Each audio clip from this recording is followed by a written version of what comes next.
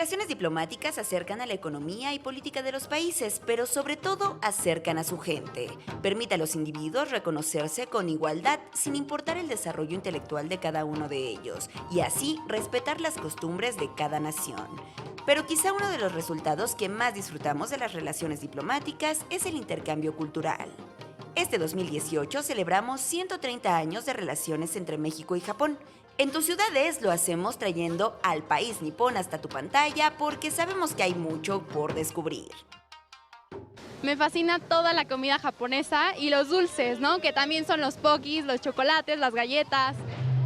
Yo he tenido la oportunidad de visitar Japón y es un país que me encanta y me fascina.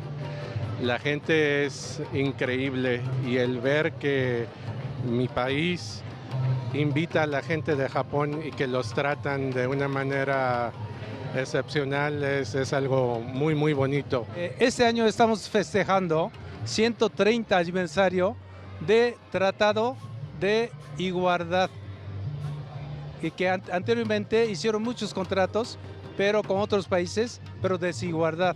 Y gracias a México, ¿sí? Por eso estamos festejando este tratado, 130 años de festejo. Únete a esta celebración y descubre a Japón en tu ciudad. Banzai, México, Banzai, Japón, Banzai, Xochimilco.